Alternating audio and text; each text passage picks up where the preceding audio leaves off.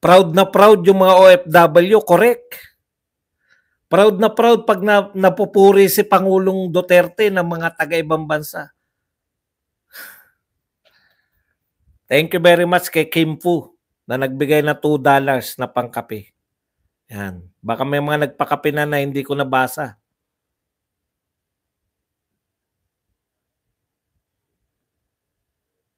Meron na ba? Gregory, thank you very much sa 10,000 won.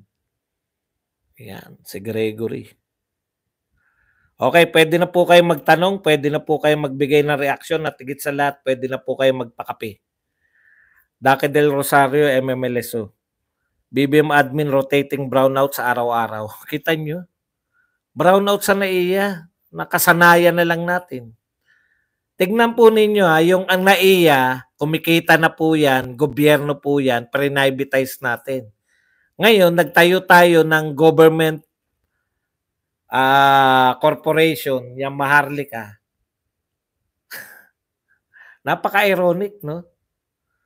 Dapat pinagbuti na lang natin yung mga... Bakit ipa-privatize pa natin? Dapat tayo... Kung palpak, di palitan, di ba? Hindi ayaw palitan kasi. Itong mga trolls na to, kaya sila galit kasi sila yung natukhang sa panahon ni PRRD. Boss Bas, ano na update sa ginawa nilang pirma kapalit ng ayuda ni Tamba? Wala lang.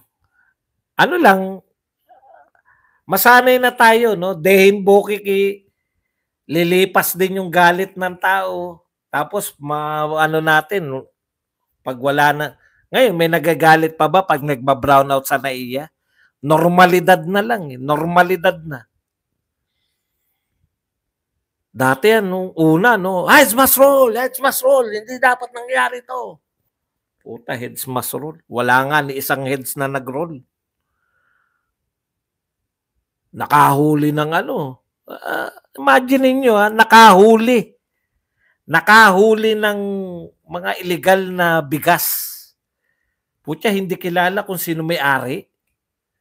Kanino yung, tanong nyo lang sa tricycle, kanino ba yan? Sino may-ari niyang bigasan? Ano ba tawag na warehouse? Alam ng mga tricycle driver kung kanino may-ari niyan. Kinumpis ka natin yung bigas, wala na huling tao.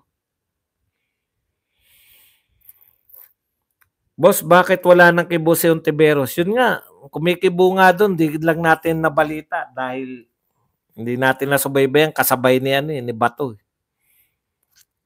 Good afternoon, Boss Buds. Pa-update po ng bagong BP Sara Senate lineup. Thanks po. Wala pa po. Pag meron na po lineup, ano natin. Basta po ngayon, yung Duterte lineup po, 4 pa lang ang opisyal. Bongo, Bato, si Tolentino at saka si Philip Salvador. Yan si Jelen Caper, masahol pa sa bulok. Solid kulto ni Digong watching from Rodriguez Rizal. Kasi po, hindi binalita ng malalaking media. Yung ano po hindi binalita? PRRD pa rin. Mga senators, sana mapailalim sa partido ni PRRD, Attorney Harry, Attorney Glenn, Attorney Vic, Panelo, Lorraine, Ka Eric, Bongo, Philip, and General Parlade Jr. Eduardo Jacinto, thank you very much sa $499 na pangkape. Eduardo Jacinto. Yan. Gawin na natin siyang moderator. New subscribe, solid. Jean Marie Gacho. Mga senators, sana mapailalim. Boss Buds, paki-shoutout kay Lito Lapid. Mukhang natutulog mula nun. Bayaan nyo po, hindi na natin iboboto yan. Eduardo Jacinto, thank you sa pakape. Salamat, Eduardo. Tanong, di kaya nagkukunwari ng ayaw ni BBM sa ICC pero ang nasa likod na mga nag-iingay ay siya at silam kasi under sa kanyang DOJ? Bakit naman lakas loob ni Remulla na pag-usapan ng ICC kung ayaw ng boss niya? Di palabasin nila na pabago-bago siya. Wala namang problema. Di ba? Hindi na natin problema yun. Hindi po natin problema yan. No? Problema nila yan. Paano nila huliin si Duterte? Sila papahuli ni Duterte sa Davao. Mayor doon, Duterte. Illegal silang mga tao. Anong jurisdiction nila sa Pilipinas? Kaya nga po, local police yung manghuli. Hindi po yung Interpol. Naku, wag po kayong palinlang dyan. Hindi po sakop ng ICC ang Interpol. Iba po yung Interpol sa ICC. Ngayon ko lang narinig na yung Interpol ang manghuli para sa ICC. Magkaiba po yan. Trollisaurus indeed, listening from LA, USA. Yung brownout sa NAIA. Ano ano na nga yung brownout sa NAIA? Kita nyo, huwag nyo kasing gawing hulugan. Hindi ko na... Gawin nyo po kahit mahaba. Yung brownout sa NAIA, ano po? Ano po ang tanong nyo? May heads must roll ba? Wala pong heads must roll. Mahaba, marami po kasi. Panahon ni PRD, taas no mga Pinoy. Panahon ngayon ni PBBM, nakatungo ang ulo ng mga Pinoy. Correctionist. Nagsasama-sama kayong mga sinungaling, malapit na mahuli yung pinagtatanggol nyo. Ano po sinungaling ko? Sige po. Okay po ako. Lolito, liwanag. No, total liwanag ka. Ano po ang pinagsinungaling ko ngayon? Tama po ba na dating basurahan yung Dolomite na naging pasyalan? Tama po ba na pinabuwag ni PRRD yung mga illegal na structure dyan sa Boracay? Tama po ba na may nagba-brown out madalas sa NAIA? Ano po ang sinungaling ko ngayon? Pinagsinungaling ko ngayon. Magkonkreto po kayo, hindi po pwede yung akusahan nyo ako ng sinungaling ka ba dong ano? Tsaka sino po yung nagsama-sama kami? Sino po yun? Ikaw, kasama ka rito. Diba? Kasama ka ba?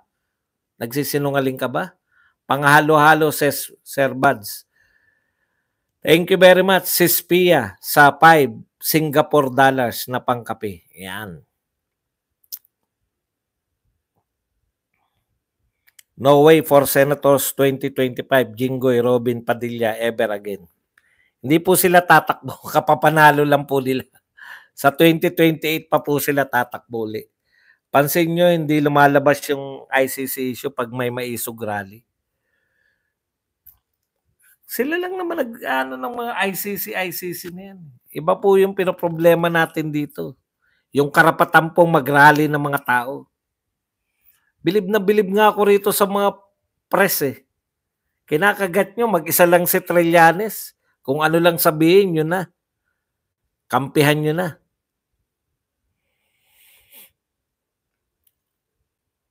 Sa Amerika, hindi pwedeng pumasok ang ICC sa airport pa lang, huli na sila. The best Philippine president ever. Isinama rin si Attorney Trixie Angeles sa Senator Slate. Isama rin. Opo, sana po isama nila. Gusto ko yan si Attorney Trixie. Yan. Balik na naman open bagahe at open balikbayan box, kawawa mga OFW. Paano? 6 na taon na nagutom yung mga sindikato dyan. Sana po isama si Ka Eric sa Senado, si Attorney Roque, Attorney Marcoleta, Attorney Trixie Cruz. Salamat sa SPIA. Pang-sherty. Sayang ang perang pinapasahod sa mga walang ginagawang senador tulad ni Lapid. Binuweltahan pala ni Morales di ba? Anong klase kang mag-imbestiga? Bistado si Jinggoy. Di ba? Anong klase kang mag-imbestiga kung resource person binabalatuban nyo? Hindi na lang si Jinggoy ngayon. Pati presidente. Direkta sinabihan professional liar. Professional liar pala. Kahit na ano raw, parang joke box, kahit na anong hulog. Teka lang pala muna. Opo, bribery po ay available. Teka lang pala muna. Bakit nyo nga pala hindi kasuhan si Morales? Kung mali-mali po mga pinagsabi ni Morales, bakit hindi niyo po kasuhan?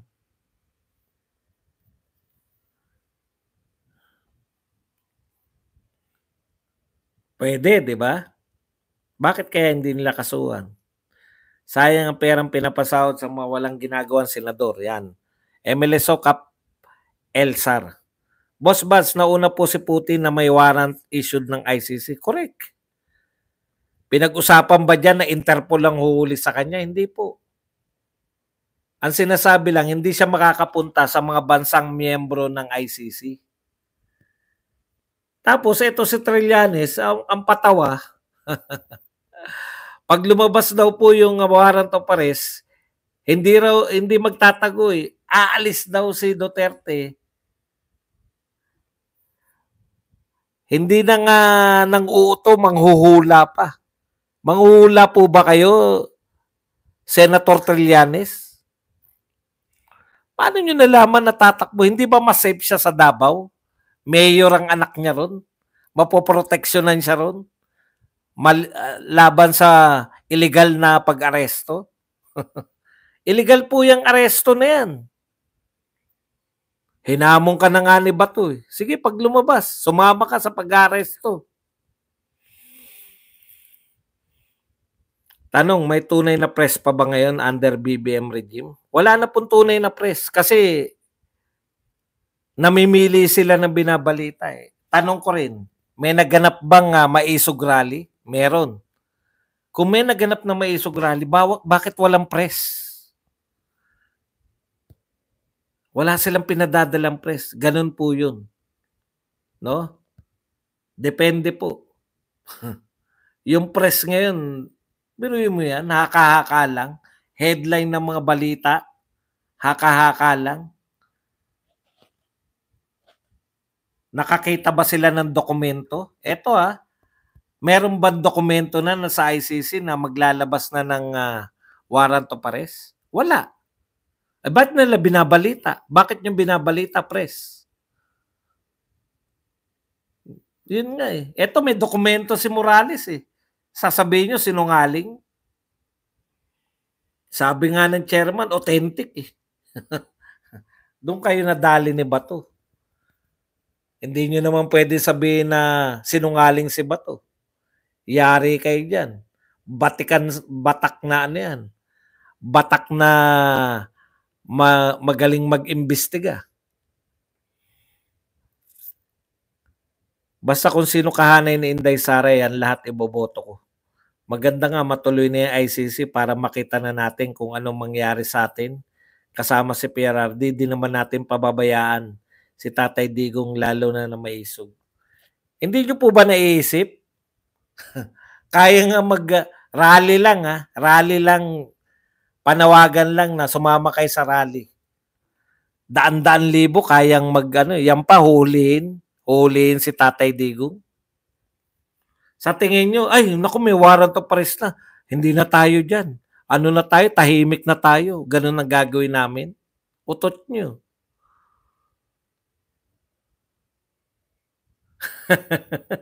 Ninakaw lang, hindi nagpaalam. Hindi ba nagpaalam yung TV5? Paano? Hindi sila nagpapadala ng mga reporter. Yan yung problema nila eh. Tapos nagugulat sila bakit pinag-uusapan ng lahat. Kayong mga TV station, kayong mga napapahiya na po kayo ngayon. Halatang-halata kayo ng tao. Tapos nagtataka kayo. Kung makakantyaw yung mga, nag-aaral kami. Tanungin ko nga kayo. Bakit nag-aral kayo? Tama. Nag-aral kayo paano magtanong, paano mag-modulate ng boses, paano magsulat ng balita, paano magbasa ng balita. Pero hindi kayo nag-aral ng mga pinag-aralan namin. Nag-guess pa nga kayo para, di ba? Kami hindi na namin kailangan ng guess. Kaya namin suriin yung nangyayari. Demanda nila. Magnanakaw. Talaga? Ninakawan sila. Joel Christmas. Merry Christmas. Pangkapit suman, Boss Bad. Solid BP Sara for President. Maraming salamat, Joel Christmas, sa $499 na pangkape. Yan.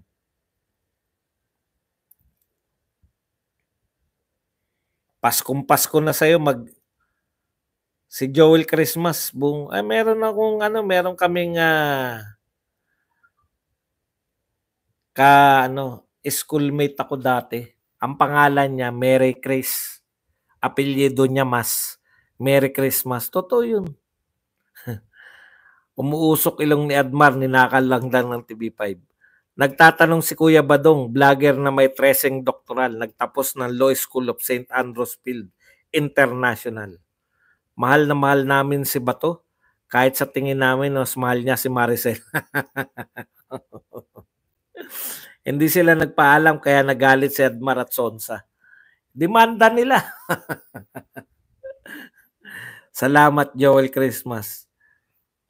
Sir Buds, wag na natin niya iboto si Mr. Estrada, Escudero at Po.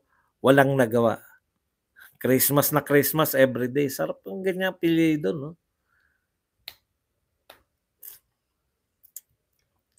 Kuya Badong, niyari mo na naman si Senator Nancy. Masipag yan, di mo lang nakikita. Boss Buds, Attorney Libayan, another hater ni Morales. Bakit kaya?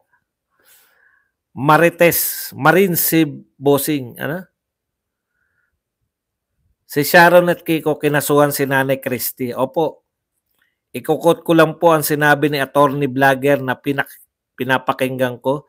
Hindi aniya expert si Bato para i-determine kung authentic yung document.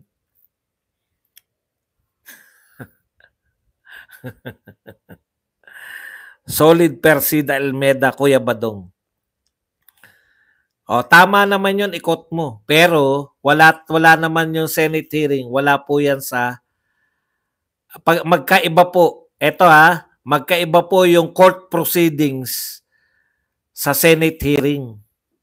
Hindi po sila. Sila po, bida po sila dun sa korte.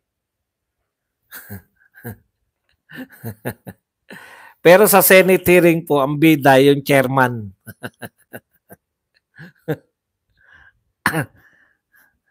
Pilipino sa Spain nananawagan na Marcos resign. Boss Buds, wala bang hawak na komite si Lapid? Meron po, Komite de Silencio. Kaya isa po siya sa pinaka lagi po niyang na nagagampanan ng kanyang tungkulin. Manahimik. Stop political patronage and idolatry kung gusto ng pagbabago. Wow. Mainstream media may pinag-aral din naman sinusunod kanilang code of ethics. Dinay po nila yung balita eh. Denial ng news ang ginagawa nila eh. Mga trolls, kawawa naman kayo. Wala kayong panlaban kasi meron kaming mapatunayan na malaki ang nagawa ng FPRRD kaya ito dapat sa inyo. Kaya nga eh, tignan nyo yung pattern. Automatic, ihanap kagad yan ng pati nga yung traffic ngayon eh. Naghanap ng quotation. Sabi ni Mark Villar, wala ng traffic pag yun na yun. Dahil sinabi, lutasin nyo. Lahat ng problema ngayon, lutasin ninyo. Hindi nyo ipapasa. Okay. Boss Buds, ikaw lang ang magmahal kay Maricel. Kuya Badong, baka kasuhan din ni Kokik si Inday na nagkaroon ng dayan sa 2020. Okay lang yung professional liar, wag lang yung pathological liar. Ano ba pagkakaiba ng iba? Hindi ko Boss, nasaan sila Senador Lapid at Senador Nancy? Bakit di namin nakikita? Si Nancy, nariyan lang. Depende sa ilaw. Nancy. Good PM, Boss Buds. Hello. Hello po, Sir Buds. Good afternoon po. Late na late ako. Leo Garcia, Pamitang. Late ako. Tess Renon. Dapat talaga, Senado. Lahat sa atin. Huwag na tayong bumoto ng mga gunggong.